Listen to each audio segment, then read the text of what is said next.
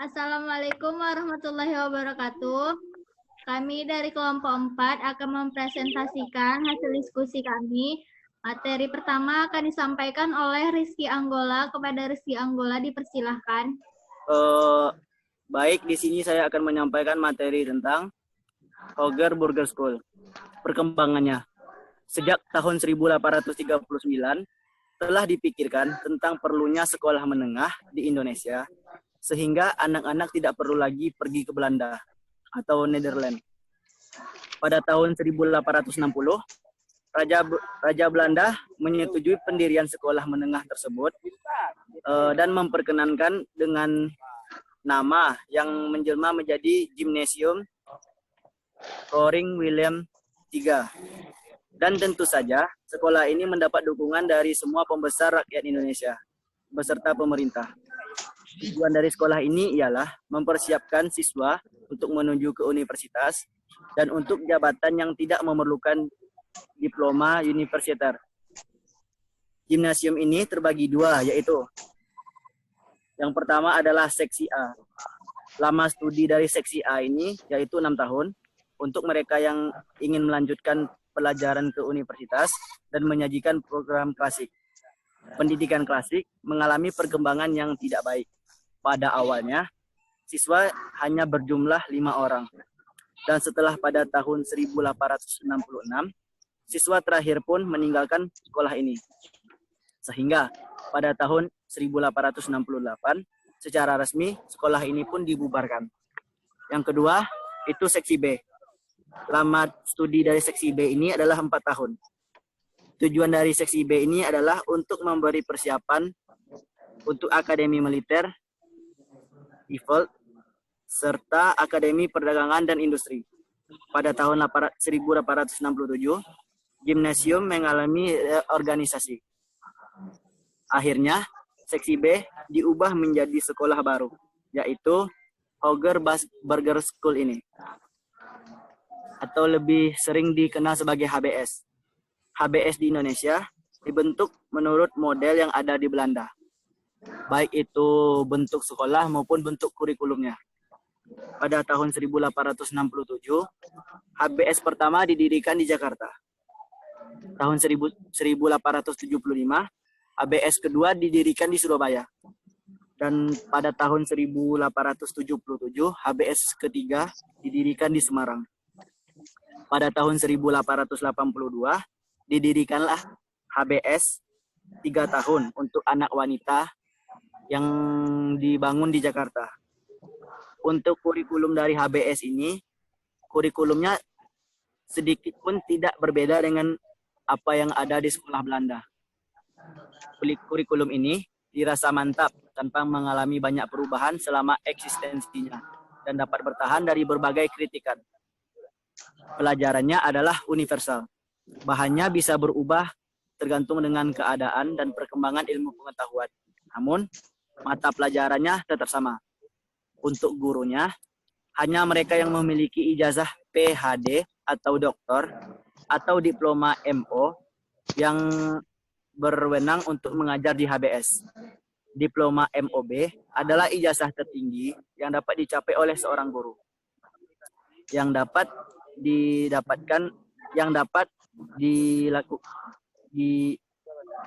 disebut dengan gelar doktor.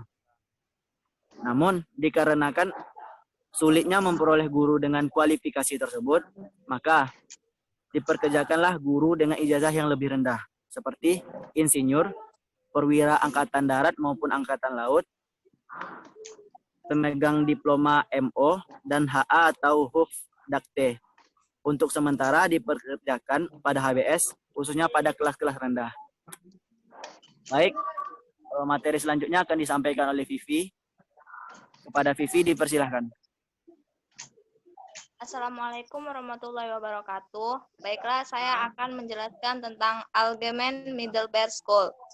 Pengertian dari Algemeen Middelbare School adalah pendidikan menengah umum pada zaman Hindia Belanda dengan masa studi 3 tahun yang menerima lulusan MULO.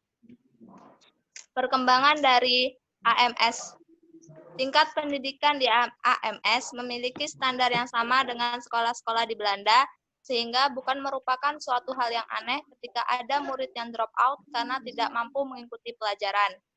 Meskipun demikian, pada tahun 1922, AMSB berhasil mewisudakan lulusan pertamanya sebanyak 32 orang.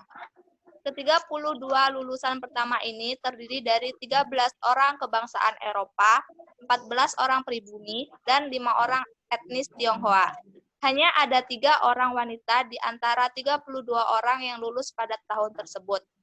Dari 32 lulusan itu, 12 di antaranya melanjutkan ke Teknik Hogeschool de Bandung. AMS dianggap berhasil memberikan perbaikan dalam pendidikan menengah di Hindia Belanda, utamanya untuk kaum pribumi.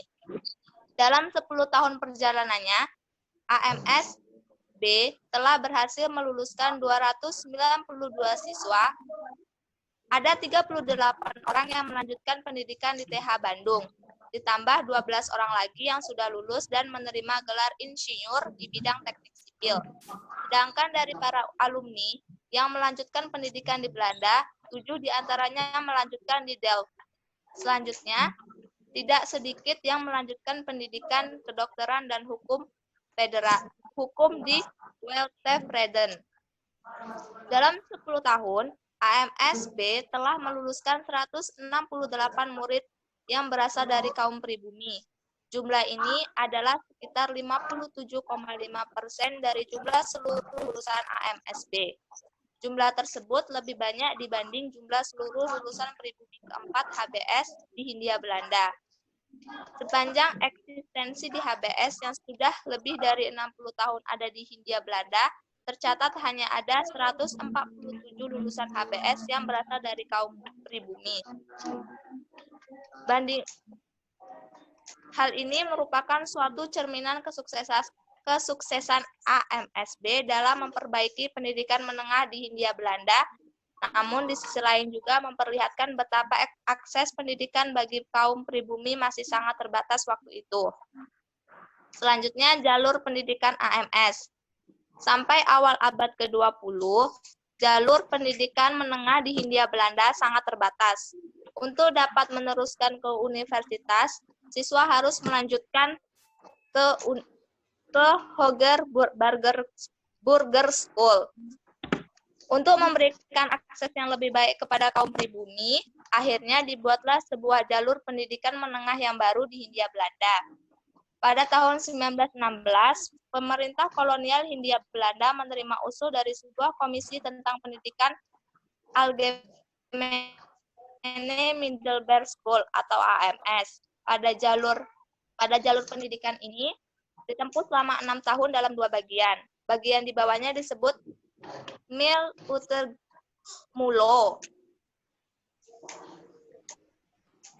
Pada hari Sabtu 5 Juli 1919 dibukalah AMS Afdeling B jurusan Wis en Natuurkunde atau Matematika dan Ilmu Pengetahuan Alam yang pertama di Jogja, dan kemudian AMS 1 jurusan Western Literen atau Sastra Klasik Barat di Bandung pada tahun 1920. Banyak orang tua murid menyekolahkan anaknya ke AMS karena dengan harapan dapat melanjutkan ke jenjang yang lebih tinggi, yaitu misalnya ke THS di Bandung dan sebagainya. Selanjutnya, kurikulum dari AMS. Kurikulum AMS dibagi menjadi 2 bagian, yaitu bagian A dan bagian B. Bagian A yang mengutamakan sastra dan sejarah, dan bagian B yang mengutamakan untuk mencegat, dan bagian B yang mengutamakan untuk mencegah berat sebelah. Kepada bagian A juga diberikan matematika dan fisika, sedangkan kepada bagian B juga sastra dan sejarah. Kurikulum AMS terdiri atas 1 mata pelajaran umum yang harus dibagi semua siswa, yakni bahasa Belanda, bahasa Melayu, bahasa Inggris, sejarah, geografi, undang-undang negara, matematika, botani, dan zoologi. Pendidikan jasmani, tiap bagian AMS mempunyai mata pelajaran khusus sesuai dengan hakikat bagian itu. Selanjutnya akan disampaikan kepada Afifah. Kepada Afifah disilahkan.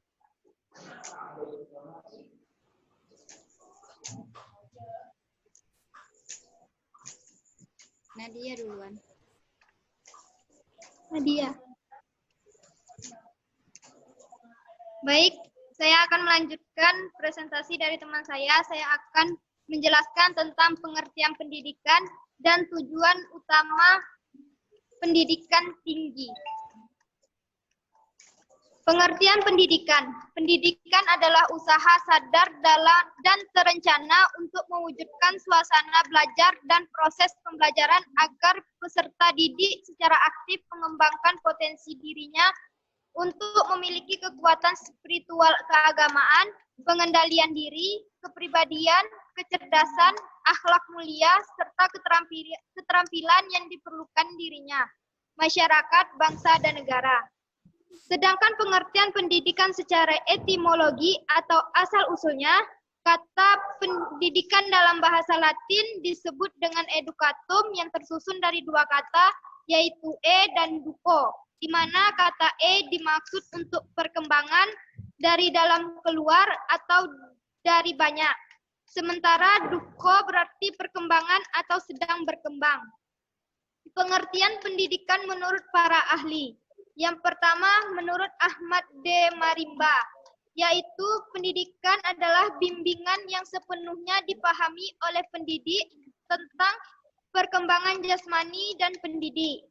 Yang kedua, menurut Jan Langeweld, yaitu pendidikan adalah cara menolong anak untuk dapat melakukan tugas-tugas mandiri yang dapat dipertanggungjawabkan oleh susilanya. Tujuan umum pendidikan tinggi. Berdasarkan Undang-Undang Nomor 2 Tahun 1985 yang berbunyi, tujuan pendidikan adalah mencerdaskan kehidupan bangsawan, mengembangkan manusia yang seutuhnya, yaitu beriman dan bertakwa kepada Tuhan Yang Maha Esa.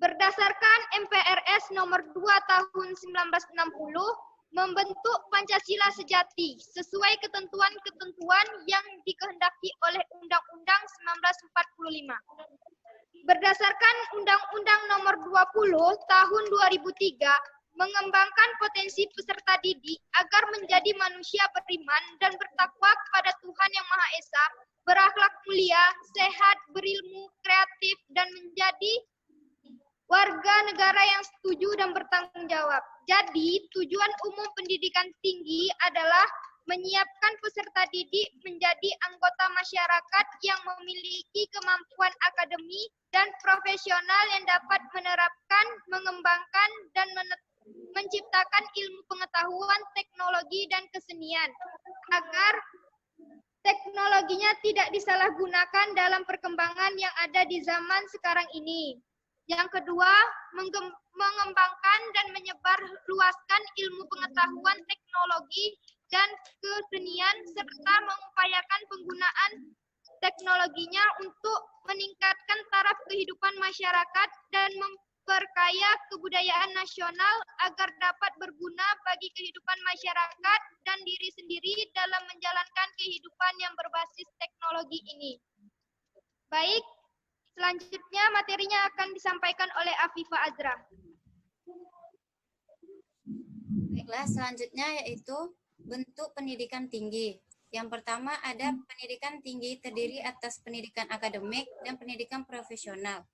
Pendidikan akademik adalah pendidikan tinggi yang diarahkan terutama pada penguasaan dan pengembangan disiplin ilmu pengetahuan, teknologi, dan seni tertentu yang mencakup program pendidikan sarjana, magister, dan doktor. Yang kedua itu ada pendidikan profesi, adalah pendidikan tinggi setelah program pendidikan sarjana yang mempersiapkan peserta didik untuk memiliki pekerjaan dengan persyaratan keahlian khusus. Lulusan pendidikan profesi akan mendapat gelar profesi.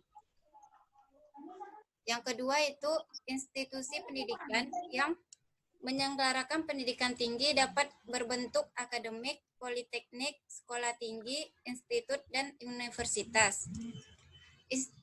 Akademi adalah suatu institusi pendidikan tinggi, penelitian, atau keanggotaan kehormatan.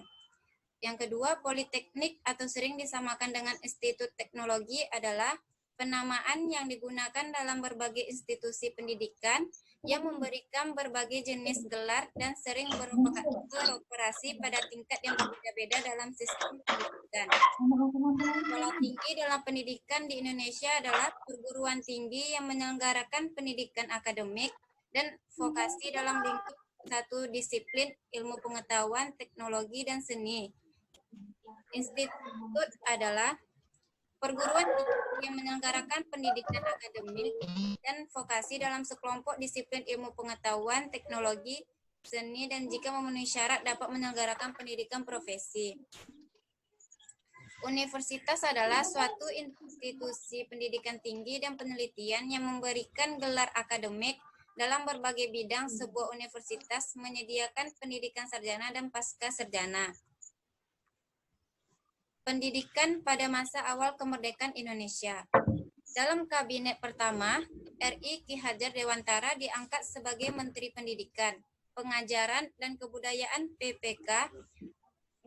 Jabatan ini dipegangnya sampai dengan tanggal 14 November 1945 selama kurang lebih dari 3 bulan. Kabinet Syahril I yang menggantikan kabinet presidensial, jabatan Menteri PPK dipegang oleh Mr. TSG Mulia. Lalu dalam kabinet Syahril II yang mulai bekerja dari tanggal 12 Maret 1946. Pada mulanya jabatan Menteri PPK masih kosong, barulah pada tanggal 19 Juni 1946 ditunjuklah M. Sejafei sebagai Menteri PPK baru. Tapi ia tidak pernah menduduki jabatannya karena ia tidak mungkin meninggalkan Sumatera Barat. Praktis yang memegang jabatan adalah TSG Mulia yang sebenarnya menjabat sebagai Wakil Menteri Pendidikan. Dalam Kabinet Syahril III, jabatan Menteri PPK dipegang oleh Mr. Suwandi. Pada masa Suwandi inilah dibentuk panitia untuk meneliti dan merumuskan masalah-masalah pengajaran, yakni Panitia Penyelidik Pengajaran Republik Indonesia yang diketuai oleh Ki Hajar Dewantara yang diresmikan pada tanggal 12 Mei 1947. Pada mulanya jabatan Menteri PPK masih kosong, barulah pada tanggal 19 Juni 1946 ditunjuklah M. Syafiei sebagai Menteri PPK baru. Tapi ia tidak pernah menduduki jabatannya karena ia tidak mungkin meninggalkan Sumatera Barat. Panitia ini bertugas untuk meninjau masalah pendidikan dan pengajaran kanak-kanak dari usia 3 tahun hingga dewasa dengan segala macam coraknya.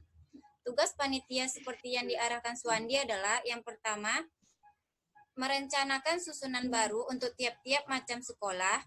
Yang kedua, menetapkan bahan-bahan pengajaran dan menimbang keperluan yang praktis dan tidak terlalu berat.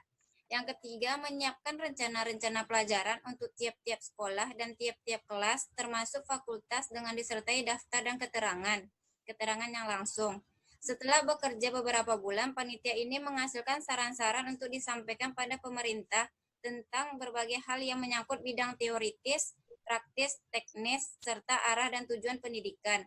Pokok-pokok saran itu adalah, yang pertama, pedoman pendidikan dan pengajaran harus diubah secara mendasar.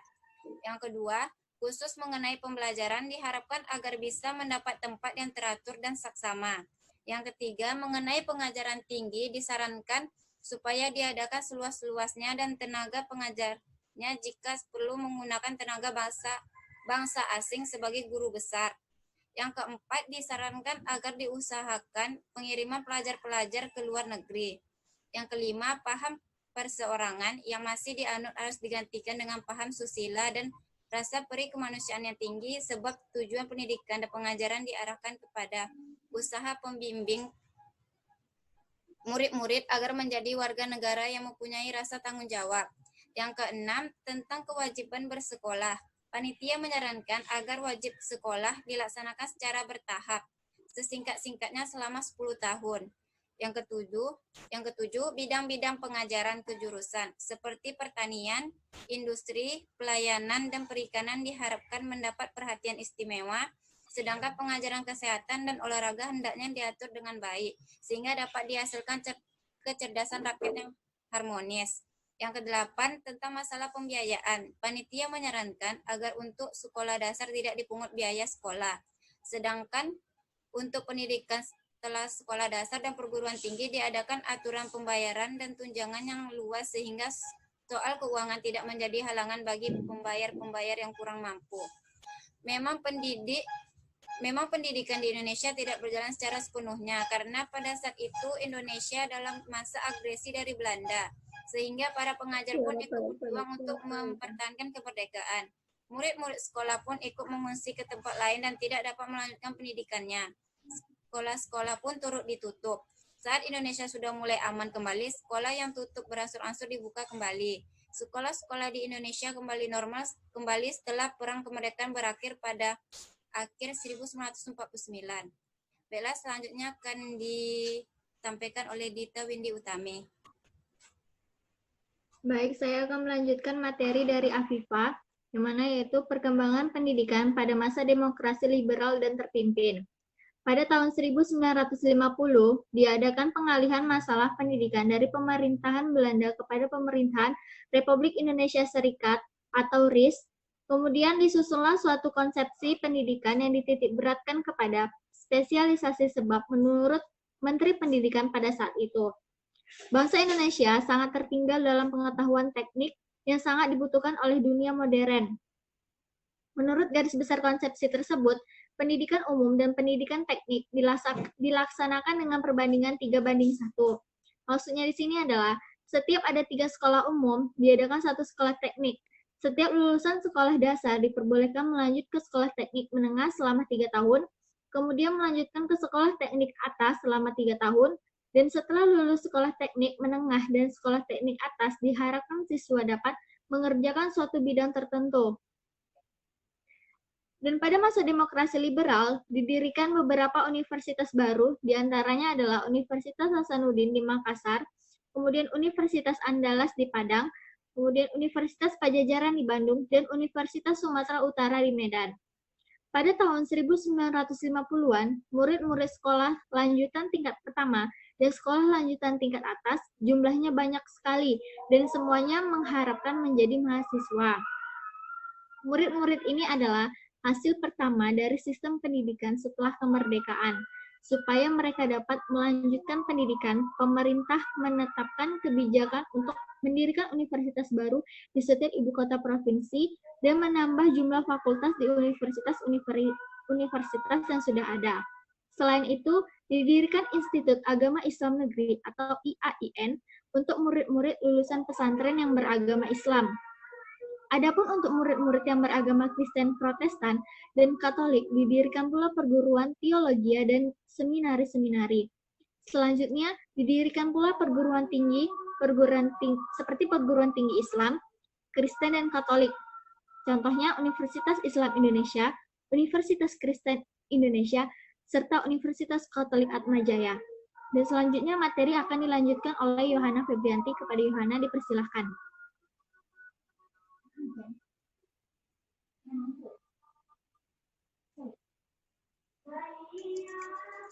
Akan melanjutkan perkembangan pendidikan pada baru. Pada masa Orde Baru terjadi 4 perubahan kurikulum.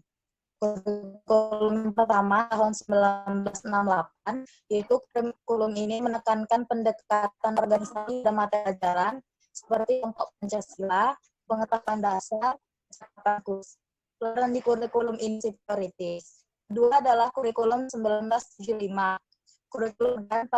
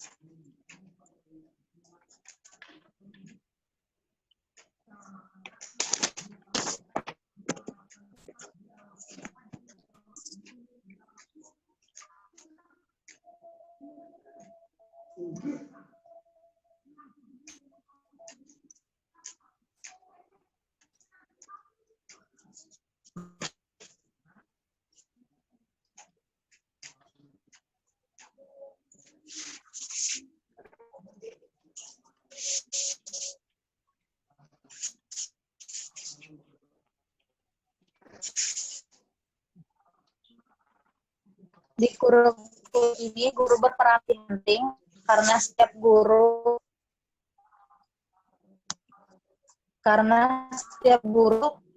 lebih banyak mention yang dicapai. Kurikulum 1984. Kurikulum ini mengusung proses dalam pendidikan. Modul kurikulum ini disebut BSA. BSA menjadikan sebagai fasilitator dalam proses belajar mengajar. Kurikulum selanjutnya 1994. Kurikulum 1994 adalah gabungan dari kurikulum 1975 dan 1980. Kurikulum 1994 berubah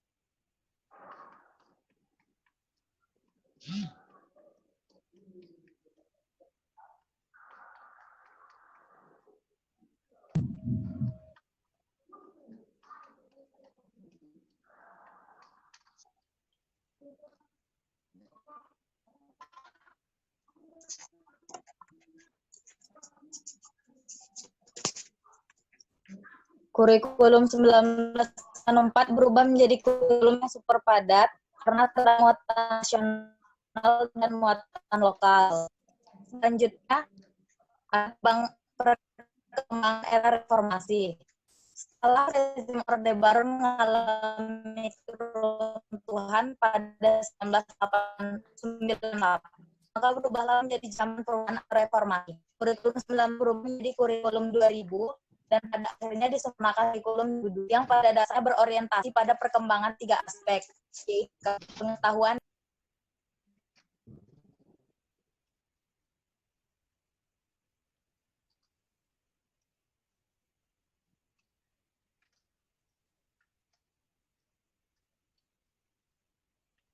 masa SBY ditetapkan Undang-Undang Nomor 14 Tahun 2005 tentang guru dan dosen. Penetapan undang-undang tersebut disusun dengan pergantian kurikulum menjadi KTSP.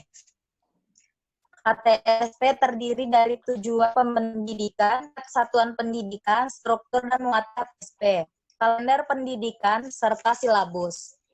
Lalu pada tahun 2013, diubahlah kurikulum menjadi K13 dengan 4 aspek penilaian, yaitu aspek keagamaan, sosial, pengetahuan, keterampilan, dan kompetensi dasar. Pendidikan karakter pada K13 bertujuan untuk meningkatkan mutu proses dan hasil pendidikan pada budi pekerti. Dalam implementasi kurikulum 2013, dapat diintegrasikan dalam seluruh pembelajaran pada setiap bidang studi yang terdapat kurikulum. Materi pembelajaran yang berkaitan dengan norma atau nilai-nilai pada setiap bidang studi.